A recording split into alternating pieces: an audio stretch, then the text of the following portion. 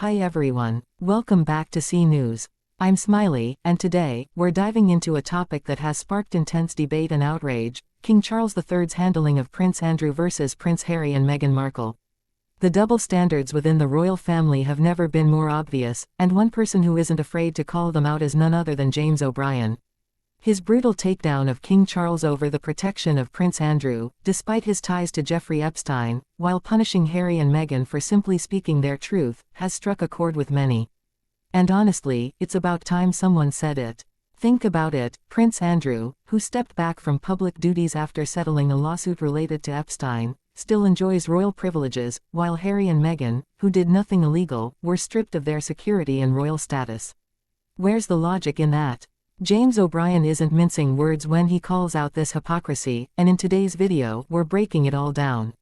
Why does the monarchy continue to shield Andrew while relentlessly punishing the Sussexes? What does this say about the institution's values, and how is the public reacting to this blatant unfairness? We've got all the details, and trust me, you don't want to miss this discussion. So, grab a seat and stay tuned as we explore O'Brien's most scathing critiques, the shocking inconsistencies in how the royals handle scandals, and what this all means for the future of the monarchy. Make sure to like, subscribe, and hit that notification bell so you don't miss more deep dives like this.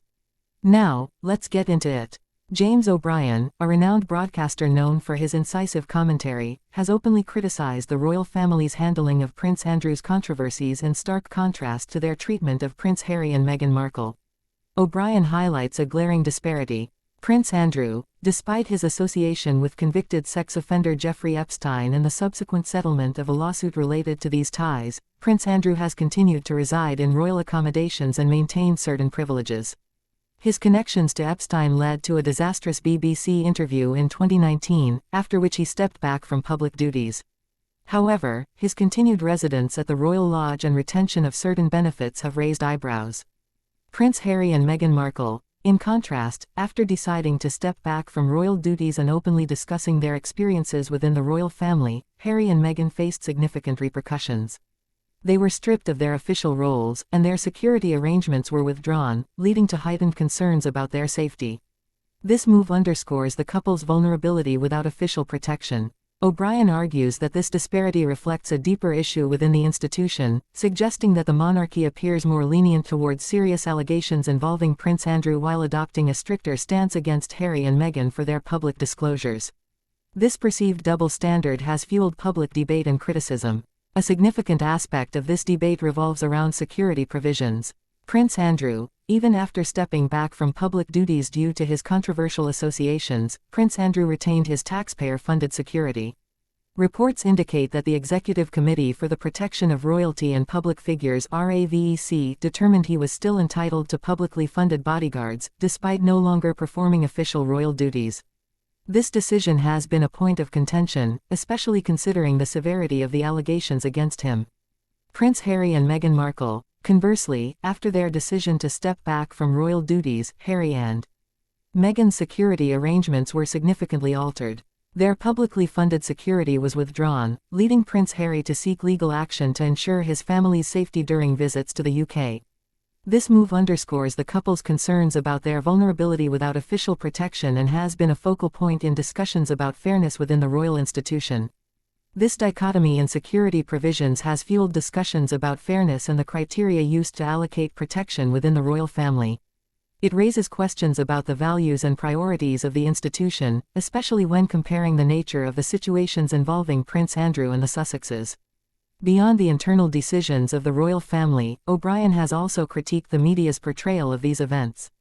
He points out that certain media outlets have been more lenient in their coverage of Prince Andrew's controversies while adopting a harsher tone towards Harry and Meghan. This observation raises questions about media bias and the role of the press in shaping public perception of the royal family. O'Brien's analysis suggests that the media's approach contributes to the public's understanding and opinion of these royal figures, potentially influencing the institution's responses to internal matters. In recent months, there have been notable changes concerning Prince Andrew's status within the royal family. Security funding. Reports indicate that King Charles III has decided to cease funding Prince Andrew's private security arrangements. This decision marks a significant shift from previous provisions and reflects ongoing efforts to redefine roles and responsibilities within the monarchy. The move has been interpreted as an attempt to distance the institution from the controversies surrounding Andrew and to align security provisions more closely with current roles and duties. Housing arrangements. King Charles has also reportedly urged Prince Andrew to vacate the Royal Lodge, a 30-room mansion he has occupied for decades, suggesting a move to the smaller Frogmore Cottage. This proposal aligns with broader plans to streamline royal residences and reduce expenses. However, Andrew's reported resistance to this move has led to tensions within the family, highlighting the challenges in implementing reforms within long-standing institutional structures. These developments suggest a move towards addressing the criticisms highlighted by commentators like James O'Brien, aiming for a more equitable approach in handling internal matters within the royal family. They reflect the monarchy's efforts to adapt to contemporary expectations of accountability and fairness, though the path to such reforms appears fraught with internal challenges and resistance. The stark contrast in the royal family's treatment of Prince Andrew versus Prince Harry and Meghan Markle has fueled public outrage and intensified scrutiny of the monarchy's values and priorities. While Andrew, despite his association with Jeffrey Epstein, was allowed to retain privileges and royal accommodations, Harry and Meghan were swiftly stripped of their security and royal patronage simply for stepping back and speaking their truth. James O'Brien's sharp criticism highlights what many see as blatant hypocrisy, raising questions about the royal family's judgment and accountability. This issue has further deepened public distrust in the institution, as many question why Harry and Meghan faced such harsh consequences while Andrew continues to enjoy the benefits of his royal status. At its core, this controversy exposes a broader issue within the monarchy, its struggle to modernize and align with contemporary expectations of fairness and transparency. The decision to punish those who speak out while protecting those embroiled in scandal sends a troubling message. The fact that King Charles III has only recently begun distancing the monarchy from Prince Andrew suggests that public pressure is forcing change, albeit at a slow and reluctant pace. Meanwhile, the continued targeting of Harry and Meghan by the British press and royal establishment reveals an unwillingness to acknowledge their legitimate concerns. This ongoing saga is not just about two princes being treated differently, it is about the future of an institution that seems increasingly disconnected from the public it serves. As the royal family navigates these challenges, the question remains, can it truly evolve, or will it continue to prioritize outdated traditions and internal politics over fairness and accountability? James O'Brien's critiques reflect a growing frustration among many who feel the monarchy must answer for its inconsistencies. If the institution hopes to remain relevant in the modern world, it must address these glaring double standards and embrace genuine reform. Until then, the royal family's actions will continue to be scrutinized, and its reputation will remain under threat. The world is watching, and history will judge whether the monarchy rises to the occasion or remains trapped in its own contradictions.